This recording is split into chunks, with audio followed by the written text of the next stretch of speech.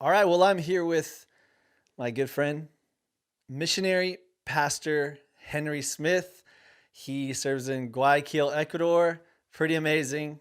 I've been waiting for something like this for a long time. Now, is it Pastor Henry or is it Missionary Henry? Is it Sir Henry? Like, what do you?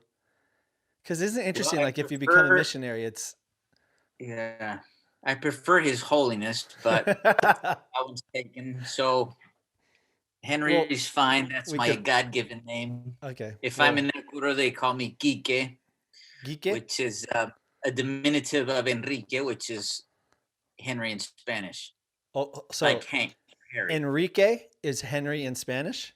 That's right. So like all And this time, Enrique Iglesias is really just Henry Iglesias. that's right. So Quique No.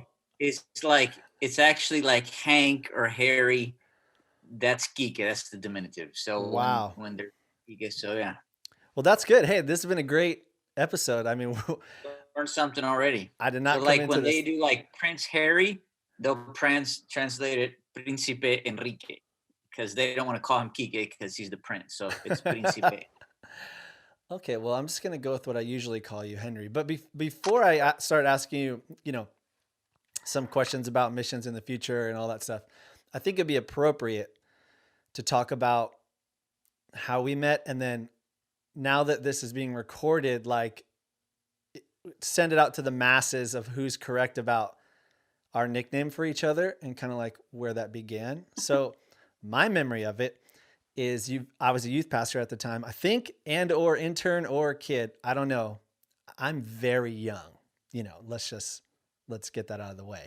But Young you fella. came as a missionary and you're on stage and I was on stage, right? And we were talking about Speed the Light and it just dawned on me. It hit that you look so much like Tobey Maguire, Spider-Man. And be straight with me. Am I the only person that's ever told you that? Well, actually, funny you mention it because yesterday I was speaking in series with Chris Henry, Uh-huh. and he's probably the only guy beside you who's pretty insane about the Toby Maguire thing. Like a lot of people are like, oh, you do have some Toby Maguire. Like whenever I see him, his greeting to me is Spidey. I haven't seen you Yeah. in such a long time. So he was like I like him. him. Yeah, but his daughter was like, she's like a 15-year-old daughter, and she's like, "Oh, Dad, you weren't lying, man. He's totally Toby Maguire." So I guess there's some truth to it. I don't know.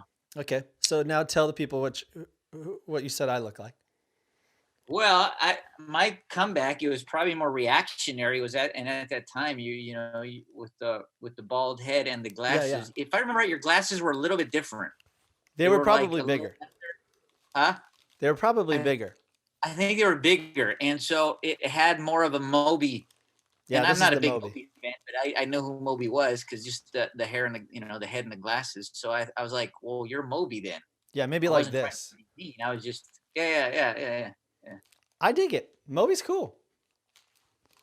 Good, it's good. Probably the new generation though. They have no idea. Yeah, I mean, it Moby used to be cool. used to be cool. Used to Okay, be how good. long you been serving in Guayaquil? How long you been there? I mean, how'd you get there? Um. Well, I mean, officially been missionary there since '99. But I grew up there, so it was kind of my parents are missionaries, Yeah. so I'm a missionary kid. So I went there when I was 8, 1985, mid 80s. Um, so yeah, so my story. I mean, I'm kind of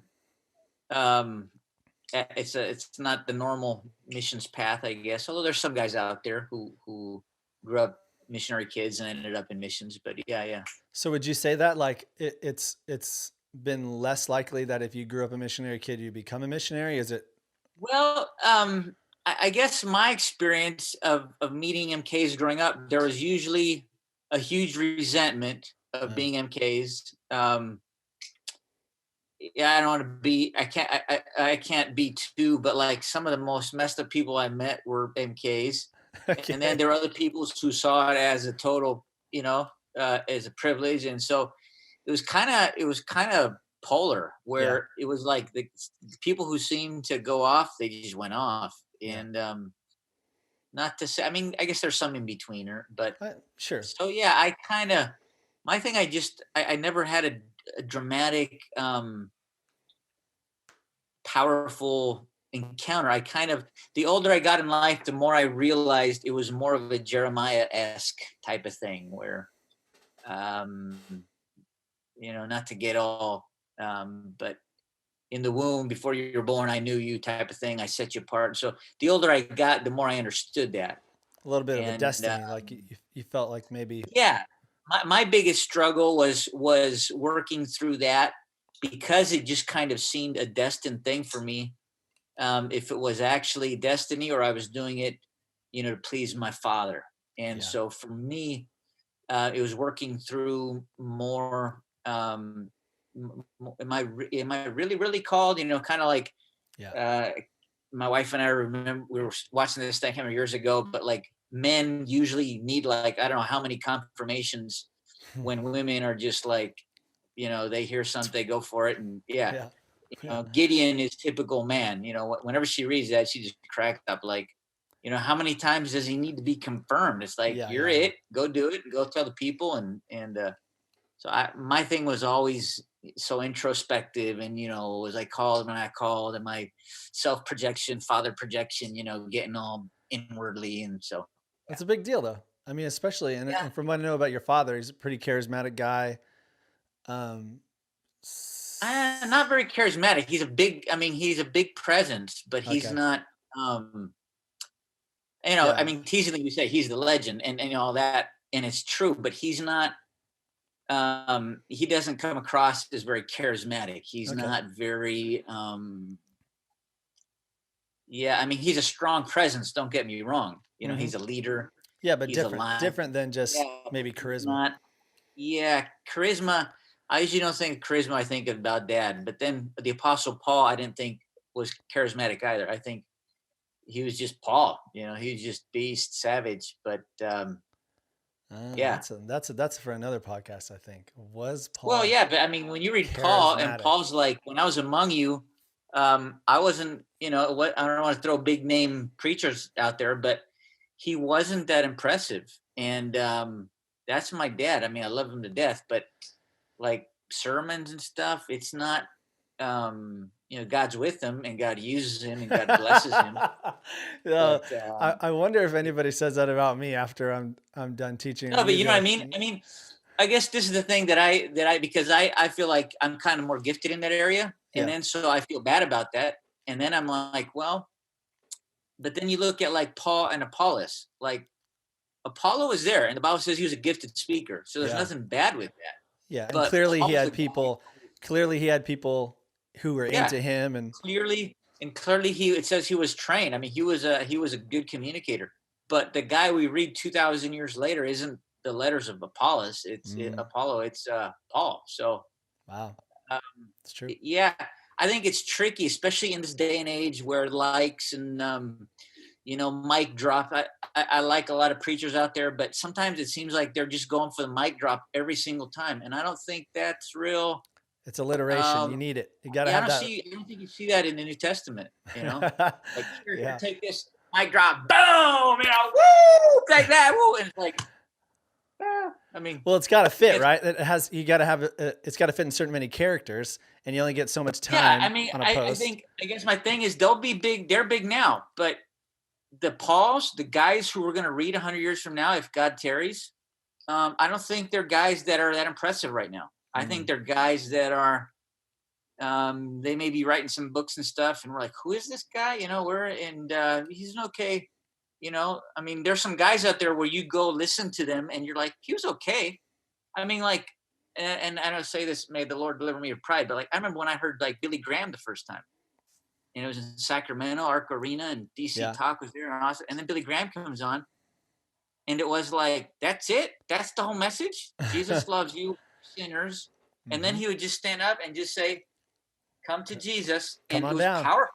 Like people were streaming down the Arc Arena, and you're like, "What's going on?" It was just, Yeah. Yeah. I think it's tricky, especially in the day and age where we want soundbite and we want that's sellable and packageable, and Yeah, So it's true. So you had mentioned, but did you meet your wife in Ecuador?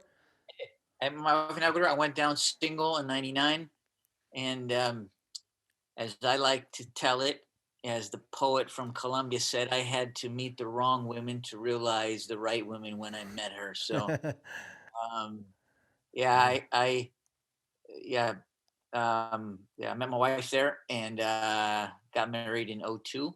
And then we yeah. had a child every 2 years after that, '04, '06, and '08. And Did you stop there, or so, you yeah, keep going? huh?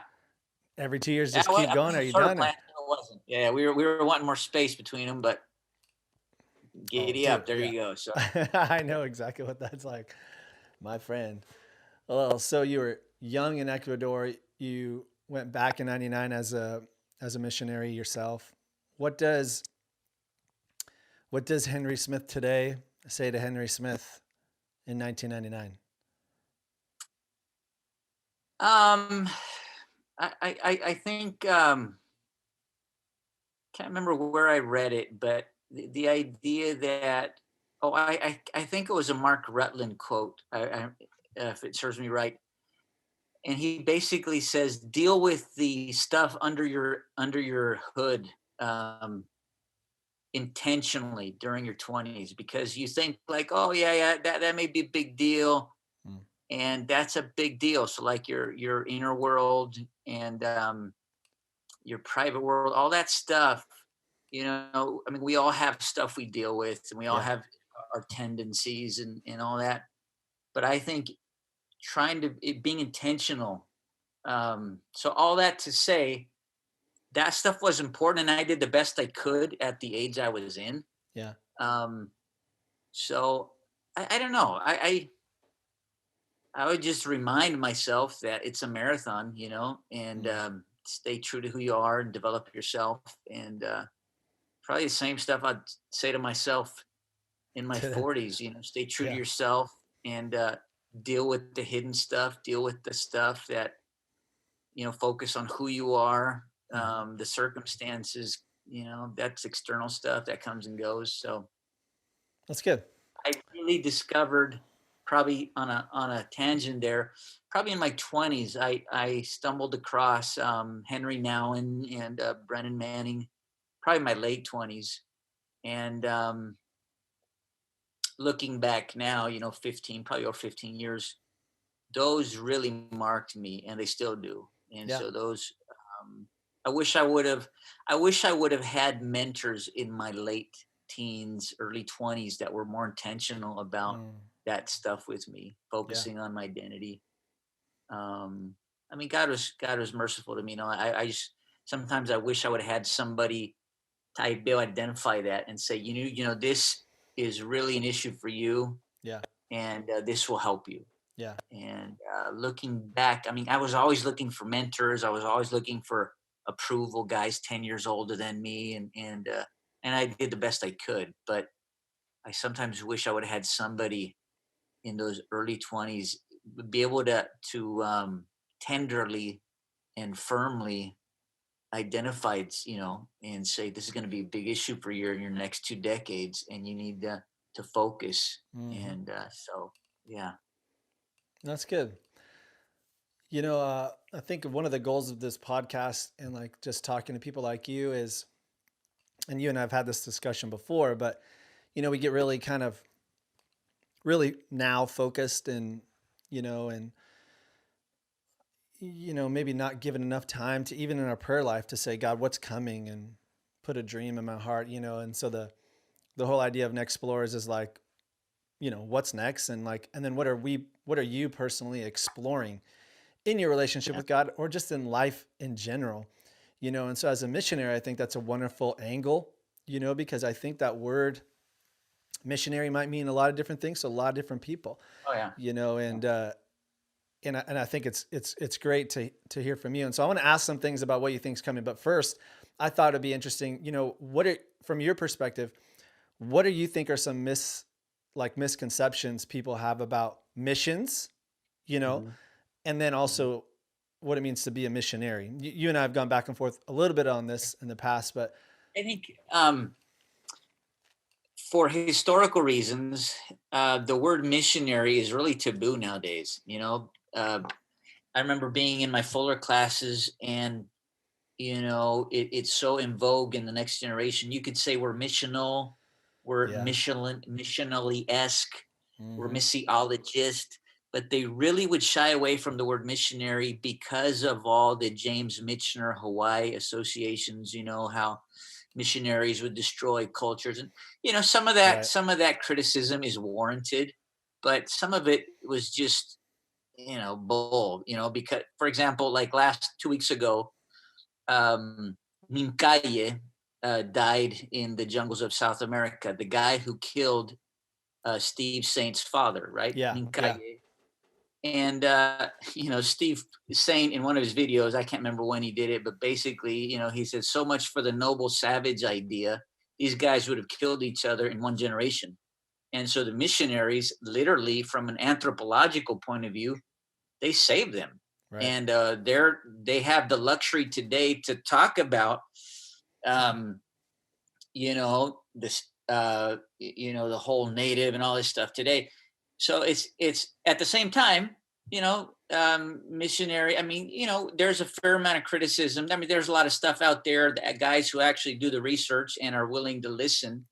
So all that being said, though, the word missionary Hmm. has a lot of baggage. Now, growing up for me, the word missionary always implied action.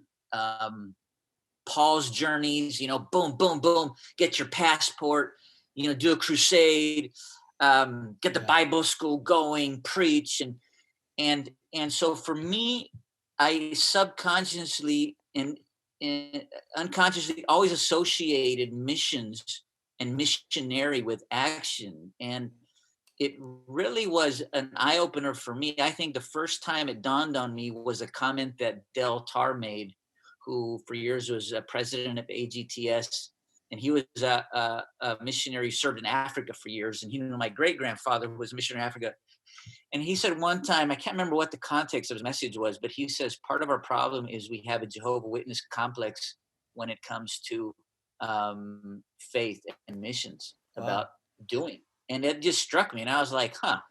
And basically, as Pentecostals who believe in Acts 1, you will receive power Mm. to be my witnesses. And the whole idea of witness is being, and who you are, being filled with the Spirit. You don't have to do anything to manifest God's love and God's power. Now, that being said, Yeah. as in everything in life, it's a paradox. um, the final words of Jesus are, well done, thy good and faithful servant.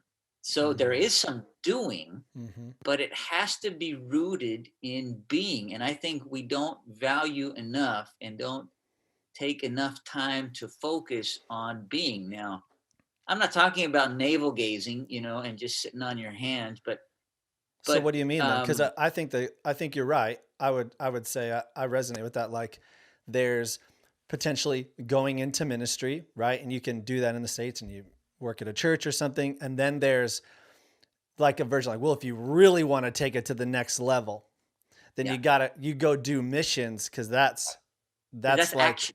yeah. Yeah, So yeah. you're saying yes, but also, Well, it, I'm saying it's taken me 20 years or more to really see that there is just as much in Scripture about being in missions as there is about doing. And I'm not saying we don't go. That's part of it. right. We do get our passport. We do go. We preach. We make disciples. We hand out groceries. We do, as in ministry, as in any other thing in life. That being said, the first call of Jesus in Mark, I remember Dick Foth spoke on this years ago. The first call of discipleship, right? Mark, I think, is 3. Jesus called him to himself Mm. to do what? Nothing, just to Yeah. sit there. Yeah. And so I think it's always a challenge in ministry, and missions is part of ministry. It obviously has that action Indiana Jones element to it, right? Of, Yeah. we're going to the tropics, and or the urban setting, or whatever, or Jason Bourne or Indiana Jones. There's always this element of action to it, and that's fine. Adventure Adventure and cutting edge and and risk too, like, and there's risk, all, right? You can get caught, right? yeah, You yeah, can get thrown in jail. That's all yeah. great, but That's- the whole thing for me was eye opening. Was that, and the Del Tar commentary? I look back now, 20 years later, that really got my thinking going. And God would drop nuggets, along the path. And one of those was Henry Nouwen, and the book that was blew my mind was Return of the Prodigal Son. mm, The whole idea that he calls us to belovedness. This is mm, my beloved son in whom I'm well pleased. Not only to accept that, but to continually return to that and stay in that. And so, um, yeah, yeah, I think you ask me now what a missionary is. yeah, It's completely changed. I mean, my key verses now, for example, like John 20:21, as the Father sent me, so I send you. That's missions. That's sensionaryism. He's talking about, yeah, but it's just as much as about sonship. mm, And so, again, we have paradox. Is it being sent, or are you a son? You're both. And I think it's an error, or I don't say error, but it's short-sighted. And to just focus on, the other side of that is just say, I'm a son, I'm a son, I'm a son, I'm a son. Yes, we are. But Paul says, if you're a son, then you're also an heir. Well, then what's our inheritance? That's the nations. That's the wealth of the nations. That's people. that's And good. so, I love that. if you ask me now what a missionary is, and I always have to go back to the Father. It always comes back to me. Jesus was the first missionary. I remember Brett saying that, right? God had one son and he made him a missionary. But if you look at the life of Christ, That's good. God it had one son all and he rests. made him a missionary. I Yeah, like that. it all rests on the fact that he had this incredible, beautiful, intimate relationship with his Father, and that's what made him missions. That's what made him. Hmm. So I think, especially as Americans, um, we love to do. We're doers, man. We GDP, economy. We get her done. What's the, that's all great. I don't. It takes money. I get it. Mm-hmm. Speed the light. That's money being raised. I get it. I mean, it's all. But I think it's dangerous to our relationship with God when that takes precedent, and we forget that doing rests on being. It's So good. that's Yeah, probably a long answer for the question, but yeah, that's a lot to dwell on though. I mean, yeah. And then, and in what order? I mean, can you do without being first? yeah. Can you even know what that means, you know, before you, you I mean, you you look all through scriptures, and it's one of those things, like once you see it, you can't help but see it everywhere else. Like when the disciples came back and they're totally jazzed in their newsletters, like, we saw dead people risen, yeah. boom, put that in the podcast, we saw miracles, this, boom, powerful stuff. Yeah. And Jesus is like, I'm not impressed. I'm not Mm, impressed by that. right. You should rejoice in the fact that your names are Ah, written above. And it's like, that's being.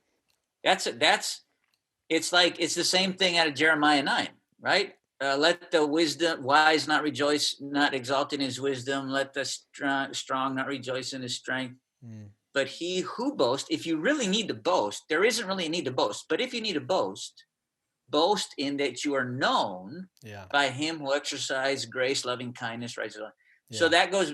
that's being, Yeah. right? I'm known. He likes me for who I am. I don't Yeah, have to do anything. that's powerful, and I think that's challenging. And for people listening, probably who interested in missions, wonder about missions. I mean, if it were me, and I was to write down the first 5 things I thought about what it takes to be a missionary, I'm not so sure if automatically my first 5 is, well, I gotta be a son. I gotta be abiding. I need to be connected. I'm probably going to go But to that that's so, American I route. mean, no, you're right. But that shows how distorted it's become over the years. So for example, you look at Jesus, and what did he say in John 15, right? He says, you want lasting fruit? Yeah. Here, work on your language acquisition. Now I'm all for language acquisition. And I think the missionaries who don't devote the time to get the language, Yeah. they should just stay home. And that's pretty brutal. But I think if you're not going to value that, Right. um, and that's a lifelong thing. That's why MKs have an unfair advantage. In the words of Spider-Man, to whom much is given, much is required. Thank you. That's The quote um, actually with is, great powers comes comes great great responsibility. responsibility. If you're going to know Yeah. your role as Toby, you're going to have to do it. But that's beautiful. Well, I'm saying It's true. that's It's true. but I would say if you don't do the soul work, the identity work, do you know how much? I mean, there's I don't want to get I don't want to air all the dirty laundry, but it's like, that's the last thing we need as a missionary Mm, who is so jacked up internally, and he's transmitting that everywhere wow. he goes. I mean, so I think and what does Jesus say, right? You cross land and sea to make a Mm, disciple, and yet you make him a son of the devil. It's like, that's pretty crazy. When you read that whole thing, it's like, wow. holy mackerel. That's What is he talking about? He's talking about missions. Yeah. Well, I would He's have talking never. about, Yeah. I think as I've read that scripture, heard it, I don't know if I've ever thought about it in the context of like if he was talking to you or me about, you you know want what to I give your mean? life to I mean, he missions. says, yeah, Absolutely. he Absolutely. says a guy goes over land and sea, and he makes him more of a son of the devil. And I Yeah. don't want to get all, but I've lived overseas for 30 years. Do you know? I mean, yeah, I don't want to get all crazy, but it's like, what somebody's so trapped in religion and legalism, Mm, and so trapped in a small mindset, and that's what they're transmitting to a nation. yeah. Wow. Stay home, get your stuff lined up first, get healed, get your identity clear, Mm, and then go. I mean, wow. and if you don't get your stuff dealt first, I would say don't go. I mean, obviously that sounds anti Keith Green, but I say, you know, I hear you. get your stuff in line first. Yeah, Yeah. heal up, and So, you know. you kind of mentioned it, but you were in 1999. How old were you? Let's see. I was 24, So 22, you're 22, on the 23. young kid on the block as far as being a missionary, and now we're in the year, whatever year it is, 2020, or at least that's what it was in January. I don't know where we're at now. What they say. I don't know what year we're in, but Yeah. But you have a different perspective. You have, like you said, you've been there for 30 years, at least living overseas. What do 20. you 20? So what do you But see? yeah, yeah, you're right. You're right. You're right. It blurs together. You've been there a long time.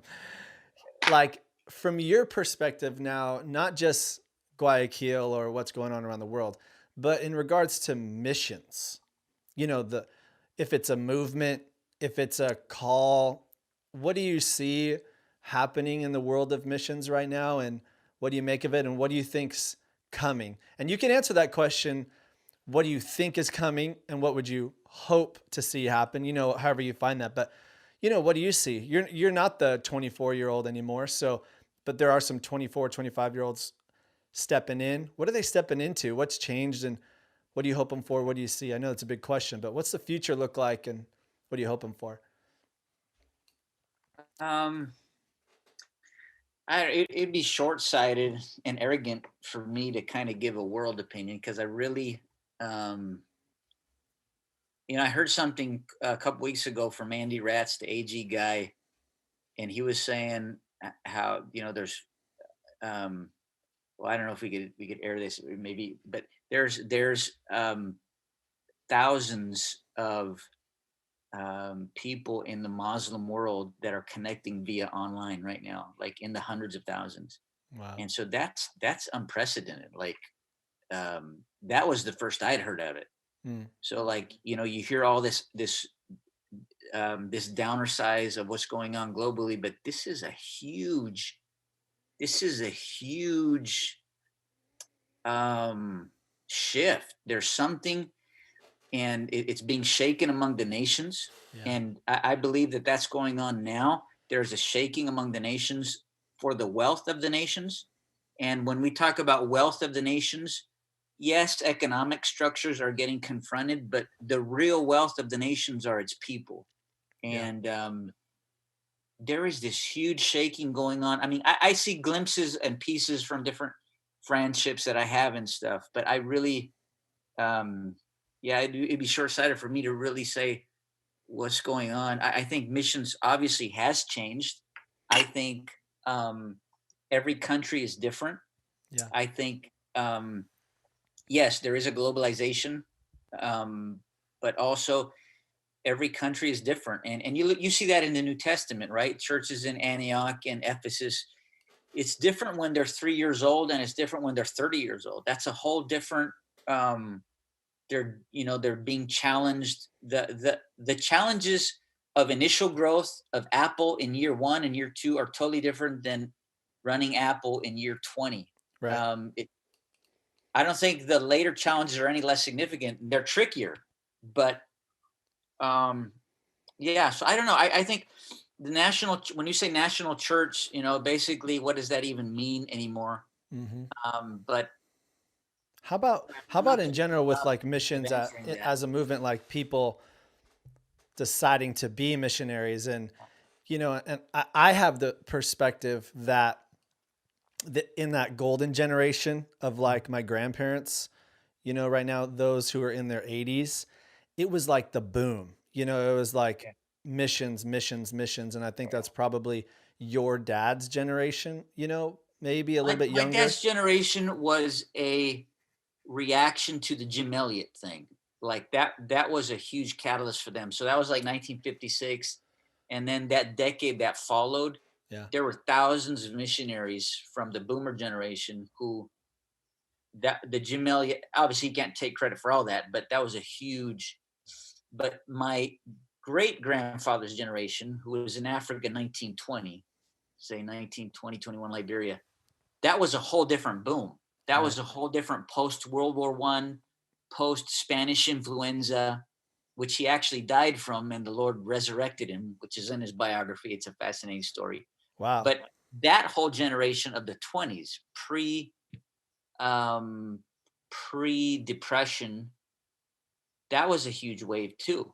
Mm. So I don't know. I guess my way of answering that maybe would be we don't like long term anymore because we're in the era of the tweet and the minute Instagram, and so that has also reduced our attention span to missions. Mm. And so what that means is we think we can shake the nations in 2 weeks. That's not real. Um, I still think there is a case for long-term missions of finding a community and giving your life to them. Right. And that's just not missions. That's Eugene Peterson. That's Rick Warren. Guys who have committed Yeah. their life at least 40 years to a city or a place. So I guess what the way I would answer is this way. Now that I'm saying that, I would answer it this way. I think the nations are shifting to the cities, and that's happening all over the world. Um, Tim Keller is onto something. And the fact that he is saying right now, we are being primed to reach the most people on the planet in the cities. I don't think we're ready for it. But Mm. he's been hitting this drum for the past 10, maybe even more years. The idea, and I think he does this now once he's retired from Redeemer Church in New York, where they connect with cities around the world. And I think that's really the next, and that's why, and this is just my opinion. This is Yeah. not. That's why Hillsong, Bethel, uh, church movements that are more catered to an urban 20-something feeling Hmm. are doing so well because in the cities that works. Oh yeah. And um, it works if it's in. There's more in common if you're from this. If you're from a city, even if it's a different city, than from those people of your same nationality between urban and rural. Oh, I totally think so. So there's more common with a guy from San Francisco and New York Oh than yeah. say a guy from San Francisco and Manteca, Yeah, totally. right? Yeah. Because it's urban mindset. And Mm, um and I think Tim Keller's onto something there, that this wave now, I view it from a Pentecostal right. worldview. I believe that we're going to see, as the water covers the seas, the glory of the Lord. I believe that that means, what does that mean? I believe that's in presence. I believe we're going to see miraculous. But I think it's also going to go hand in hand with discipleship. I don't think you can, Yeah. uh, Jesus said, "Go make disciples." Now, I'm a church planner, but I read this quote this week that's really messing with me, from the fastest growing church right now in the world is in Iran, but there's no structure, there's no hierarchy, there's no Wow. buildings. Yeah. And there's a quote in there, and it says basically, you can church plant and not make disciples, but you can't make disciples and not church plant. Yeah. Yeah. And that totally messes with me, because you think, oh, I'm planting church, and God's blessing the church or planting in the slums, and that's all great. However, if you're Mm. not careful, you'll miss the disciple making. And so I'm really being challenged. I don't have an answer to that, but I think, No, that's like in good. our polar classes, we looked at a lot of DMMs, discipleship making movements around the world. Some are off the radar. Like in the Arab speaking world, there's huge DMMs. They call them DMMs, and different, but they're powerful, Yeah. and they're really off the grid. Like thousands of people are being discipled, and you're not going to read about it in Relevant, and you're not going to read about it in Christianity Today. There's something about discipleship. Yeah. And so I guess to answer that question, and maybe that's what I like to see. Mm-hmm. I'm hoping to see discipleship on steroids with the Spirit. I mean, as I Yeah. read Acts this month again in preparation for Pentecost Sunday, it just strikes me how intentional, um, the discipleship making was. Yeah. Paul was always traveling with somebody. It's like, man, why am I traveling alone? Why am I not intentionally, Right. um, taking these younger guys in their 20s who are totally green, who totally are going to make a zillion mistakes, but they need to. That's all you got. You're Yeah. not. I mean, it's like, don't expect.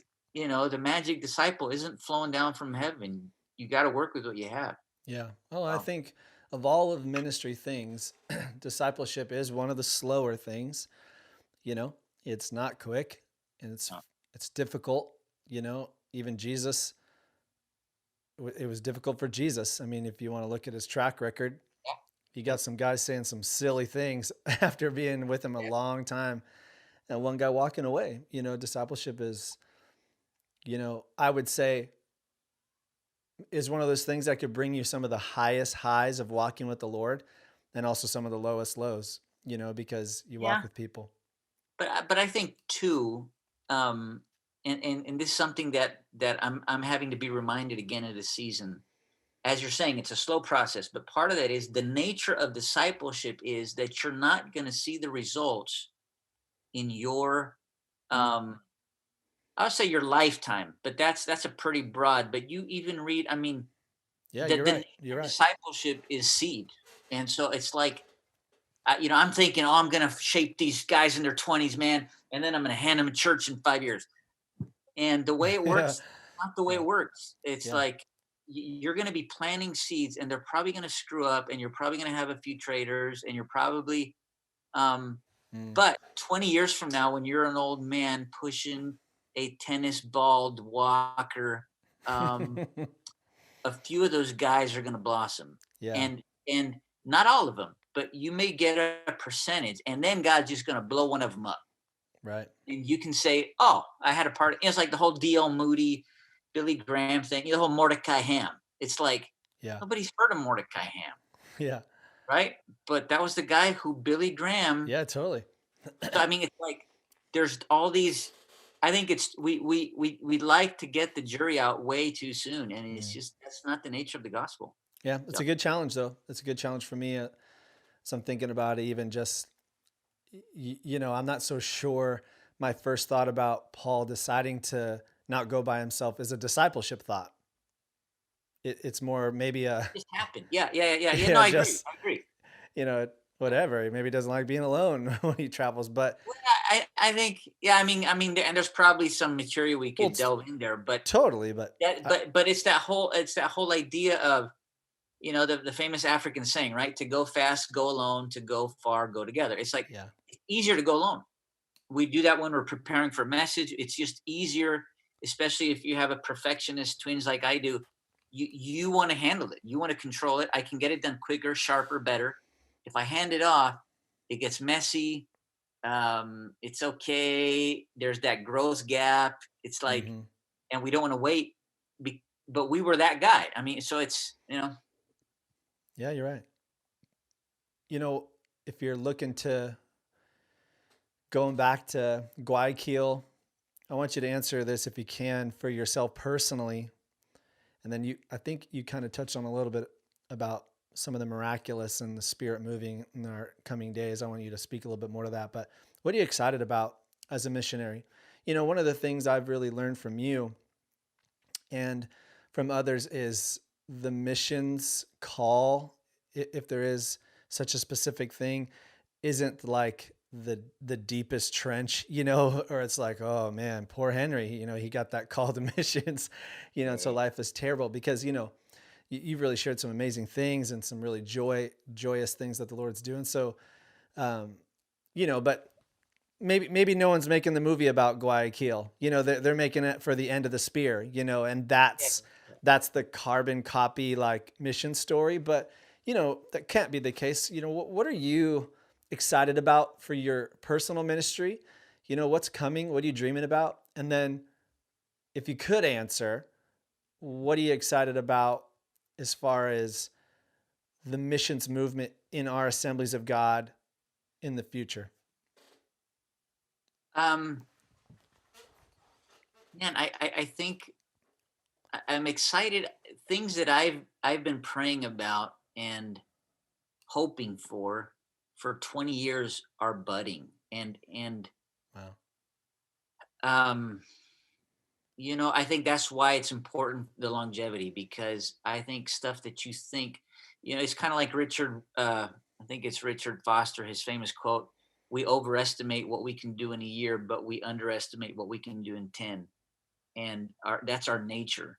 Yeah. Wow. And so I'm excited because, we, well, first of all, my parents, I got to give a shout out to my parents. They've Yeah. poured their heart and soul into that city. And so they've laid down their lives for a platform. Mm. And when I say platform, I'm not talking about a big, visible, public. However, the church probably is one of the most influential in the city and the nation, Yeah. but that hasn't been his goal. And it's like we're primed to that platform is for a reason. Right. Like God's sovereignty, He has, what that cost mom and dad on a personal level was a lot. And so I feel like we're set up, we're geared up. That doesn't mean it's all going to be roses, and we're not going to have any hardships and adversity, because I believe that that is coming. But I believe that it's kind of like John 4. We are harvesting what another man worked for, and that's not really fair, but that's grace. That's the whole point of grace. So um, I feel like, I don't want to say feel, but there's this sense, I guess, that we're poised for something um, powerful. And I don't say that just in terms of numeric growth, or I think it's going to explode, but I think there's going to be a dimension of glory, of presence that we've dreamed about for decades. Yeah. And we've seen God's hand mercifully in the last 30 years, and God's done some beautiful things. But I think in um, part of this, I think He's going to raise up a lot of people to be sent from missions, from Ecuador to missions, especially to the Arab speaking world. That's something that I've prayed about for 20 years and it hasn't Wow. happened. And I think we're on the brink of, I think this next season, we saw two young girls this last 4 years that we sent out and they came back. They were in Africa for a year and the other one was in India. And that was good. But I think we're poised. And that's part of the maturation of the gospel plant in a city. Mm. So as the church matures in Ecuador and becomes this mission sending and sustaining group, um, I'm excited about that. I think that's going to be powerful. Yeah, And that's awesome. yeah, I'm watching this mini series on Netflix with my wife called Fauda. It's about the Israeli intelligence in the Arabic world, and it's fascinating, Yeah. and it's subtitled. But every time I see that, I can't help but sense um, They look so Latin. They look like they're in Latin America, Wow. and Yep. being blonde and blue eyed is not going to help you in Ramallah or Jordan. That's not a plus. Nope. And when the terrorists escaped 1993, the World Trade Center in New York, this is pre 9/11, they escaped on Latin American passports, Ecuadorian, Nicaragua, all that, because of the physical. Um, and we've seen some missionaries being sent out in the last, in Latin America, but I think that's going to be, I think I'm praying and hoping that we're going to um, see that on one side. On another side of that, I'm excited about what I feel is destined for the city. Yeah. I believe in loving our city, and I believe that cities have souls and cities have destinies. And I believe that you read it in history, you read it in the Bible, you read it in modern history and ancient history. Cities are interesting, and I think our city is going. And when I say poised for greatness, I feel like it's poised for greatness. For example, our city is called La Perla del Pacifico, the Pearl of the Pacific. That's what they always refer to it. And Cool. these last months, because we've seen a lot of pain, about 15,000 people die in our city. Part of what we've been doing is, on our hashtags and stuff, is En Cristo somos la perla del Pacífico. In Christ, we are the pearl. In other words, God sees us as this beautiful pearl in the midst of our suffering, in the midst of our pain. No, There's that's going to be beautiful. something beautiful that's going to come out of this, and I'm hoping, I'm believing that we're going to see that, and I don't know what that's going to look like yet. Yeah. My wife's big into art and what that would look like in an urban setting. I don't know. I mean, there's a lot of directions that could go. Right. Influence is a tricky thing, and so yeah, That's cool. That's exciting. yeah. That's a wonderful image of your city too. I mean, especially to be praying over and to be spreading that with your hashtag and thing like that. Um, just a couple more missions questions. Then I want to ask you just a couple of personal questions, and then we'll get out of here. All right. But you know, future missionaries, you're running into them, you're hearing from them. What are you saying to them today in 2020? These people who are preparing for missions. I know you spoke a little bit about, you know, get your heart right, make sure you're centered there. What else? What are some practical things? I guess my thing, and I'm not. Um, I don't have. I haven't done that good of a job. I don't say recruitment because it's more about recruitment, but Right. I guess my thing is you gotta see the big picture. You gotta see long term. Um, maybe, and that maybe comes with age. I remember my grandpa telling me that, and there's such truth to that. That it's a marathon. You can't. Sometimes these missionaries get up and they think, man, in a year, maybe our first term, man, and then they're gone. And it's like, wait a second, you should give at least a decade of your life. I mean, you can't expect to impact. Now, Mm, I understand there's the Jim Elliot stories and all that, but if you read closely between the lines in those stories, there is about a 10-year um, background to that. Overnight success, the business world tells us takes 15 years. when they finally look at all the analytics and what went into it Right. and all that, it's really about a decade or more process. So Mm. there really isn't such thing as um I don't know. I guess I would say that, and then the main thing is be who you are. You know, everybody's going to bring something different. I think the challenge is it comes from both sides. The young people are trying, to find their missions place, and yet the older generation, if we're not, I guess I consider myself older generation now. That seems, uh, Sorry. but giving them enough grace to walk in what that looks like. Yeah. Hmm. Like, for example, in our church planning thing, in our second church planning thing this last year, in this COVID thing, man, what they have done on the video for like the online kids thing, Yeah. it was just like blew me away. And these are our college age students that are volunteer based at the church thing. And I was thinking, I couldn't have organized and leadership that any better than what they did organically. Right. And obviously, I try to be intentional about cheering them on and affirming them. And man, this was fantastic. You guys did great, and cheering them on the best I could. But I was thinking to myself, how stupid and how limiting would it be for me to try to have imposed my Henryisms on them? Sure. Um, for me, it's working, and for me, I'm at a different place in the city and with our overall leadership to where my giftings are needed, and I've designed for that. Mm. But just because you're gifted that way and wired that way, the fallacy is to assume, we tend to project that. I think it's natural in leaders to tend to do the Saul armor thing. I don't think Mm. Saul was trying to be mean. He just thought, hey Yeah. man, armor really worked for me. It's It's gonna work for you. yeah, it's great perspective. Totally. And David said it would kill him. I mean, it would have literally killed him. And I think it does when we take another's armor. It's toxic, man. It kills you, kills your soul, kills your Wow. creativity, kills your design. Um, That's a lot. That's a lot to think about. That's good. yeah, I mean, even just the Saul thought, I mean, that's probably because that's what Saul had seen up until that's what he that knew. point. Yeah, I mean, I and mean, that's what you tell him. This is what I know, right? And right. so the challenge is the next generation is writing that line between Obi Kenobi and of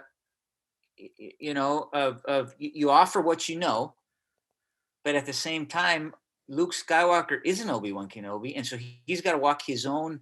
He has his own destiny within that. Now we're getting And somewhere. Obi-Wan can help him out. He can offer some advice, Yeah. but at the end of the day, if he tries to make him into Obi-Wan too, he'll destroy him, and he'll limit the destiny that's on him. So, I mean, I'm getting all Star Warsy, but I think the whole point is you have to identify, and that goes back to identity. Knowing who you are Right. frees you up Yeah, to you've been saying that. recognize who others are. And that's why ministry and missionaries, all stuff's different. It goes back to identity thing. If you don't know who you are, the whole Tale of Three Kings thing, you Yeah. get pulled into that vortex. And before you know it, you're a 50-year-old cranky man complaining that people aren't like you anymore. And like that's not Yeah. helping, Mm, you know. that's good. That's really good. You said, if you don't know who you are, then, or if you do know who you are, then you'll be able to see who others are as I well. have That's my really good. dog knocking at the door. Hold on, my poodle wants to get in. That was a mic drop. See, you mic dropped. You said you didn't like that. Yeah, that was my poodle. She's like knocking, Barry knocked my door down. I was gonna say you kind of spoke poorly about mic drops, but then you mic dropped right there. You're like identity, boom, got to get my dog. Here's my blue pen drop. Uh-huh. Bam. Okay, well, I want to know because I know I like this about you. You're a dreamer. You have a big imagination. You're thinking of stuff. You've challenged me over the years a lot.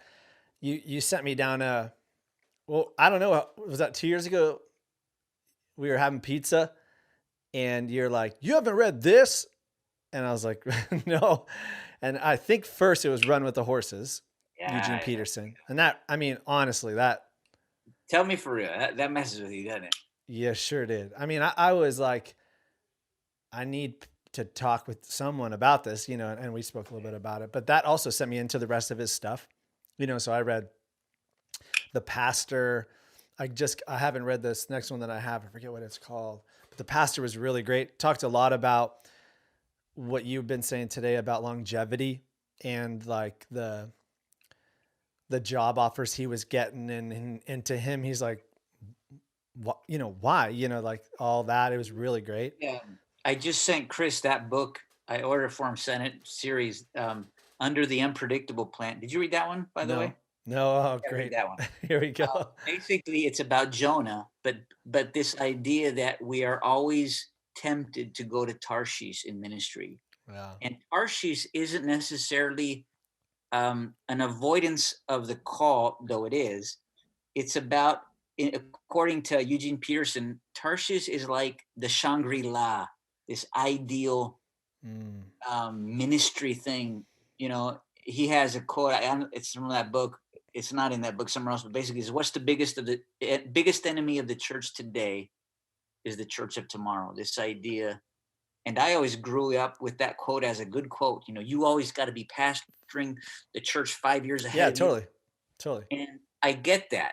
But what he's saying is, if you constantly are in that mode, you miss the disciples that are around you now. And Absolutely. those guys, if you do your job well, those Frodos, those guys that you look like, these guys are like, and you do your best to invest in them, the church of tomorrow will take care of itself. Yeah, that's great. Which is back to discipleship. And, Back to and discipleship. And when I say this, Jordan, and I don't say this in false humility, I'm not doing a good job at that.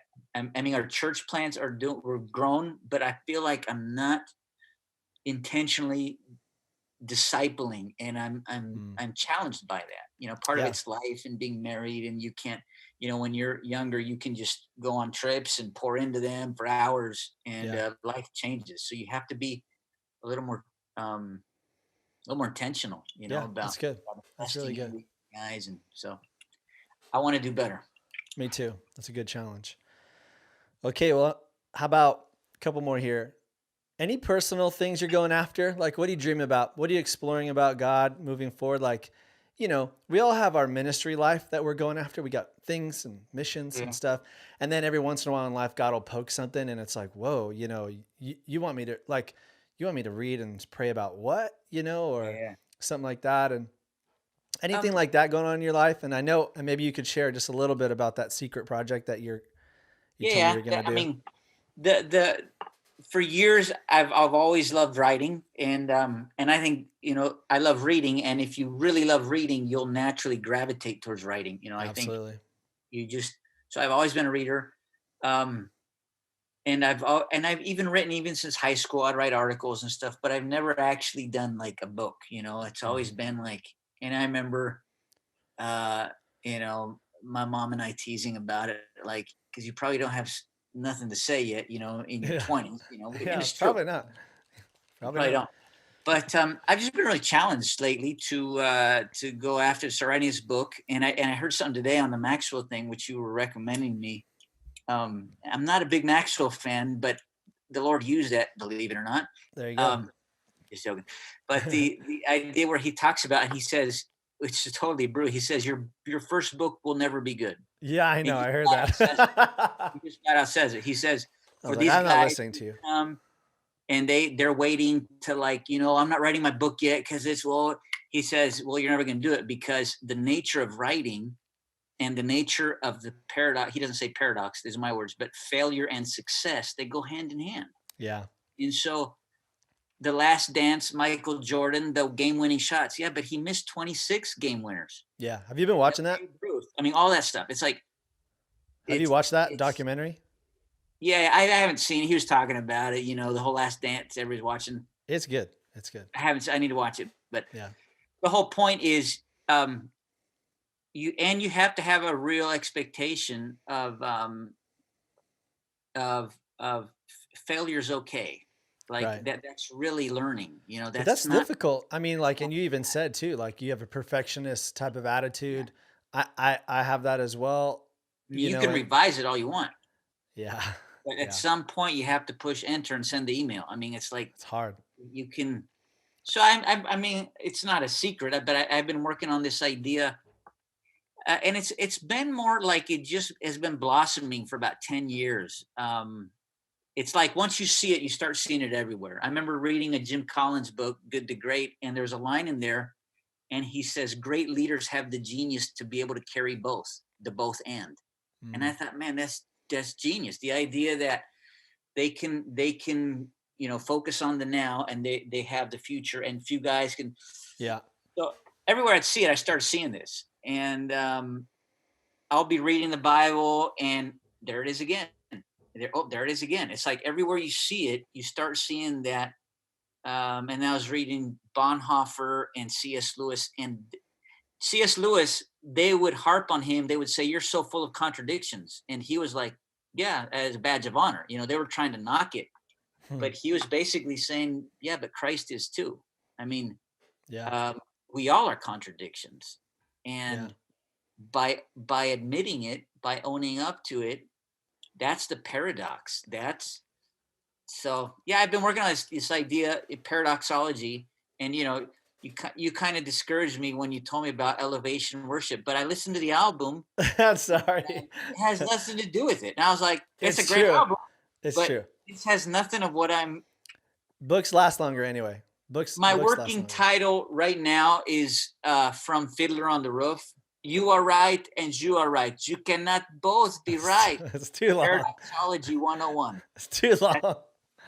No, no, it's kind of like you remember John Ortberg's book, Everyone's Normal Till You Get to Know Him, or If You I Want to do. Walk on Water, You got to give it. It's almost like the idea. If you just say Paradoxology 101, that few people will get that. Hmm. What's he talking about? Yeah. But if you do, well, it's not out there. I'm just playing with ideas right now. But the Yeah, I love whole it. idea that there's power in paradox. Yeah. There's posture in Yeah. paradox, I was and thinking about you recently because I'm taking we're reading like kind of like a book club reading Mere Christianity again. And he says some things he addresses things that people say about Christianity. And one of them was the contradiction of, well, he can't because he was God and man. So the cross like didn't really count, because, or it wasn't as bad or something, he's addressing. And what he said, I was like, wow. He said, you well, have to send it to me. You have to send it to me. Yeah, I that's right will. in my lane. What he said was, what the thing that you don't like about that is basically the crux of what makes it amazing, which I think is what you're saying about these paradoxes about Christ, because he says, when you're drowning, you cannot be saved by another person that's drowning. You're both going to drown. And he says, but you'll never get angry at the person who has 1 foot in the water and 1 foot on shore, because that person can save you. He says that's what Christ did by being fully man and fully God. He fully entered our situation, but he's still God. And it's this paradox. And if we can see it that way, we'll begin to see, wow, that's actually a big deal. Yeah. So I was thinking Well, about I you. think, that's exactly where I'm going with it. And I haven't defined it, but basically, paradox is necessary for proper perspective, because if you can't accept and entertain paradox and live within paradox, you're going to be blind. And that Mm, was part of the John 9 thing, where it says, "You guys think you see, and you don't." And yeah. and by saying, who healed you, they had this little box, and they could not. Yep. um but I think that goes to paradox, because paradox says he's gracious, grace, grace, grace, grace, but he says he's truth too. Yeah. And so it's like, I was talking to Ryan Wright yesterday, right, about the challenge for the church in how we're talking to people on social media during these days, how the church comes across as um so angry, Mm, um and the idea, I think it's from Colossians, where it says, "Be gracious and yeah. let your speech be seasoned with salt." and we've got it reversed. We're really salty and we want to be gracious. And it's like if you're salty and you're gracious, that's not going to work. Yeah. If you over salt it, Yeah. It's that's nasty. Yeah, yes. you don't want to eat that. That's not appetizing. That's good. And so I think, yeah, right now it's just I'm gonna work on a little bit in these weeks, just kind of get some going. But Well, good. I'm glad you talked about it here because now there's some accountability. So well, whoever's listening, either that, Hen- or you say, man, this guy's been working on it since he spoke on that podcast. You know, Henry Smith, Paradoxology 101, whenever or whatever it's going to yeah, be called. I think that that'll be. I mean, you think that other title's long, but the thing is that you are right and you are right. It's that's Yeah. where we're at Yeah. in America, Yeah. right? I can't tell you who I voted for and all that, but it's like, you know, yeah, is every can you say everything in the Democrat is demonized? No. No. Can you say everything in the Republican? No. You know, as Chesterton calls it the fudgy and mudgy, right? Big business or big government, which is best? Well, they both have their issues. Yeah. So it's like paradox again. So it's like you know, and I'm a peacemaker at heart. I mean, I try. Maybe that's part of being a middle child, but I can get along with my older brother and I can get along with my younger brother, but they can't get along. So it's like, um, I Yeah. think that's part of seeing, you know. So I don't That's know. good. Yeah, Those are great be thoughts. accountable. I always love talking to you, Henry. You're always blessing, always challenge me. I mean, I don't know how many books you referenced today, but I think it's more than I've read. So Yeah. I have more homework to do. Crazy thing is, there's so many I haven't read yet. You know, I'm like, oh man, you're reading stuff I now, know. and it's I definitely.